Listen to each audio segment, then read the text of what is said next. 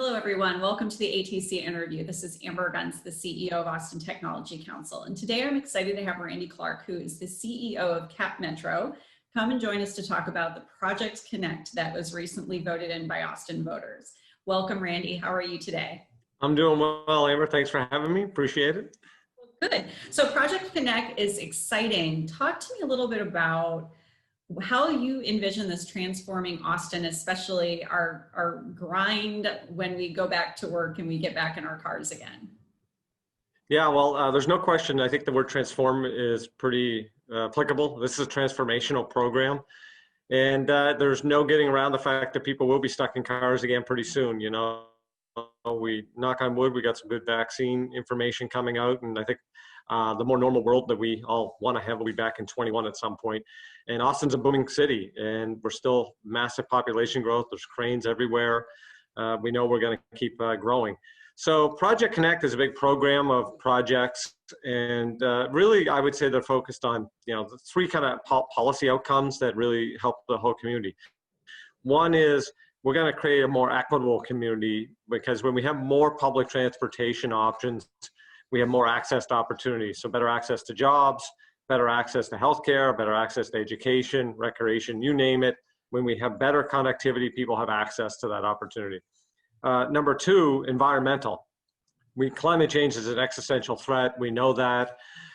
We have to do our part here in Austin, so we're growing. And that means we got to get into more things like zero emission vehicles. And so we are highly focused on all electric bus fleet, obviously all electric trains. Someday in the future, it could even be hydrogen, you know. So we are going to make a big dent in, you know, bad particulate matter getting the air, so that there's an air quality issue, and then it's a climate change aspect. And then the third part is just straight up mobility. We're going to be able to move people and get them to where they want to go faster and easier and more seamlessly than they can get today. And that's building a network. And I think a network's the key. You know, we have a bus system today. We have metro access vehicles. We have one rail line. It's not just about a project. It's about how they all connect together. And now you have a network like most large cities that are really good in the world like that. And so when things connect together, you can either go from a 2-car family to a 1-car family, or 1-car family to a 0. Visitors don't need rental cars the same way. You add bikes and scooters and other things. You just have an ability to have a more connected city. And let's get more people not sitting by themselves in a car, kind of, you know, bare knuckle and being upset. And that's what really Project Connect is focused on. That's great.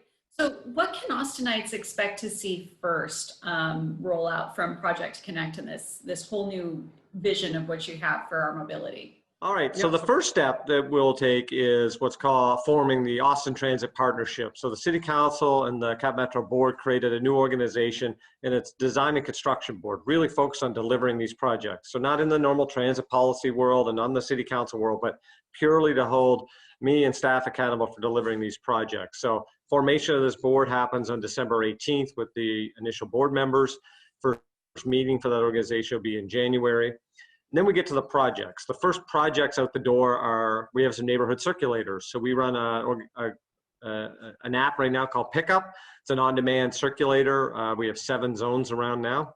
The goal is to roll out at least 3 more of those relatively in the first half of 2021. Again, to hit kind of less dense or more difficult topography neighborhoods. So again, it's just like Uber and Lyft. Hit a button, we pick you up, drop you off in the zone. Works really well and efficient. Then we're also working on is Metro Rapid, which is our bus rapid transit lines. One out Expo, so it's downtown to the Expo Center on Manor Road. The other one is Pleasant Valley, kind of McKinney Falls to Miller, or Mueller, depending on which way people like to say it here in Austin, using the line. So all of those are kind of, they take a while to build, and we'll be going through the environmental process for several years to get that wrapped up. Wonderful. Now, you mentioned the app, and I know that Cap Metro has rolled out a lot of apps in the last couple of years. How much of an impact will technology have on the Project Connect plans, and how will it play a part? Oh, technology is a really big component of what we do. So yes, we are working on things like our app, and that's been improved. We're now connected to Apple Wallet and things like that as an example. and onboard validators to go cashless. We're kind of leading the country on a fair amount of those initiatives. We're also heavily utilizing technology on our propulsion systems, so electric vehicles. So I know a lot of people get caught up in electric cars. Picture a car like a Tesla, but one that is like 4 of those that never stops running for like 20 hours. That's what an electric bus is. So very complicated piece of technology, and we now have 12 of those, including the free expanding to hundreds of those at our facilities with those as well. So very leaning into the technology side on that way. On the rail side, again, highly sophisticated technology on signals and whatnot to run trains, but we'll be looking to really take the top end of train technology around the world and deploy it here in Austin. I am convinced that when we open the orange and blue line, we will be the most advanced rail system in North America, hands down. We'll be looking at really complicated features in our like automated yard operations, to potentially using battery technology versus running on a pantograph wire on a lot of part of the street. Advanced signaling, trying to highly automated vehicles with human beings, obviously interface, but enhanced safety features, digital interface for customers. So a lot of things that I've been lucky to be in places like Hong Kong and Singapore. We want to take the best of the best in the world for train systems and make that a reality here in Austin. And what better place than Austin? We're this tech capital of the world now, booming tech capital, and let's do this right and make it generations that'll be proud that we built the best technology mobility system. I love that plan. I think that's great. So one of the areas that I know a lot of our members struggle with is getting public transportation out to some of the more remote areas. So along 360 or the Parma Road area. What are some of the challenges that Cap Metro faces as you try to add more lines and more service to these areas that aren't currently underserviced? Yeah, it is challenging. I would say, kind of 2 or 3 elements to that. One is, I think we have to acknowledge culturally, I grew up doing my transit professional world in Boston, and then I lived in DC. Culturally, if you live in Boston or DC, transit is a way of life. It's how the community is oriented, and the development follows that. So we are becoming a big city quickly. And we have to start acknowledging that we're a big city and living like people live in big cities. And it's good and bad, right? You lose some of the small town feel, but I still think Austin could keep its uniqueness because it's very unique. But at the same time, acknowledge to be a big city, you have to move more efficiently. You have to have land use planning and policy that is much more efficient and designed for, we have 1 million+ people live in the city, and we're going to be 2 million people in the city. So land use and transportation have to go hand in hand. We can, sometimes people will say to me, I know how we're going to fix traffic. We'll do more parking. More parking actually causes more traffic. It's literally the opposite of the solution. And the cheaper we do parking, the more we cause traffic. And the cheaper we have gas, and the cheaper, if we don't do tolls, as an example, the more traffic it causes. So you're creating induced demand. We have to get people to kind of say, where do I live, work, and play, and allow development to be done in a way that, like Saltillo on the east side is a good example, live, work, play, where someone might not even have to travel at all. They're more contained, more walkable, more livable kind of community. When they do have to travel to different parts of the city, how do we have corridors and a network so they could transfer?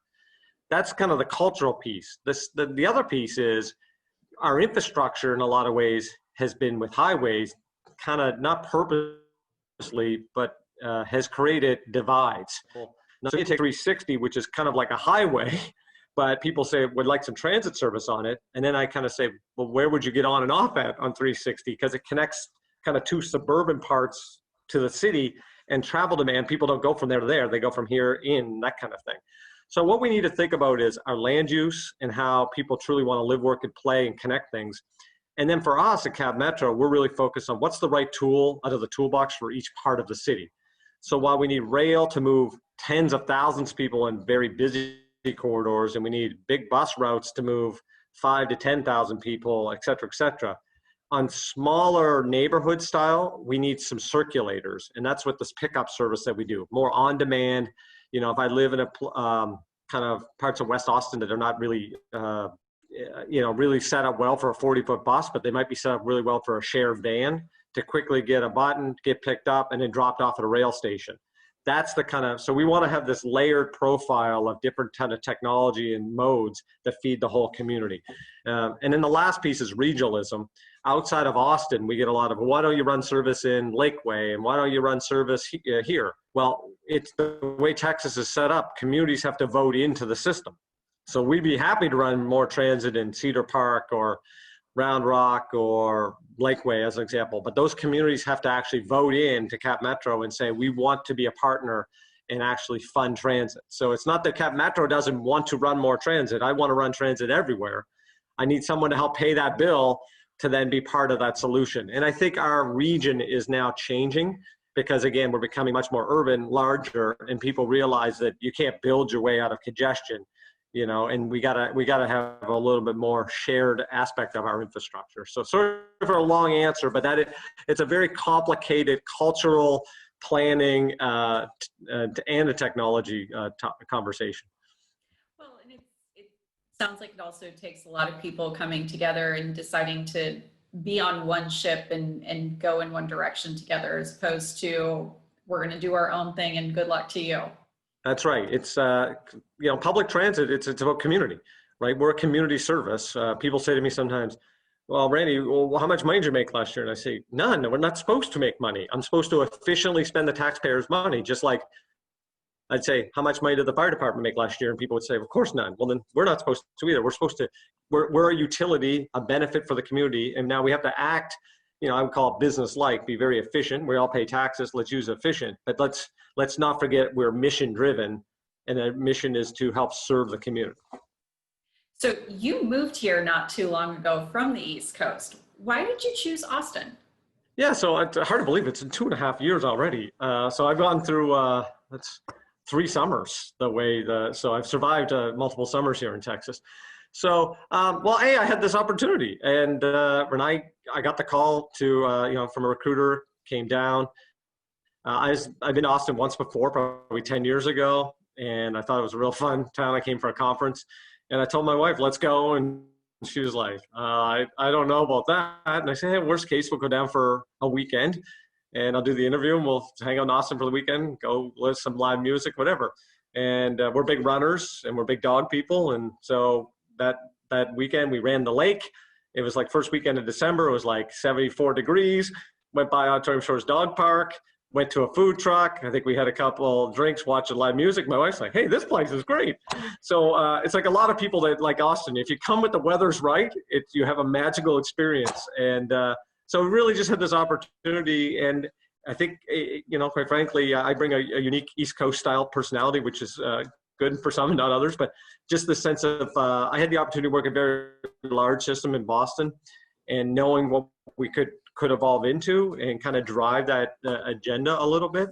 And we've been very happy and fortunate here. We have a great team at Cap Metro. Women and men at Cap Metro are awesome. They just do a great job, work really hard for the community. And we really like Austin. It's such a welcoming place. My wife and I talk all the time. It's just like the nicest people here all the time. And we're very happy and we're very fortunate. And hopefully we're here for a long time. Well, we are so thrilled that you're here and excited to see what Project Connect will bring, especially the technology portion of it. We are really thrilled to have you today, and I want to thank you for your time and hope that everybody is taking care during this holiday season. Thank you. Thank you, Amber.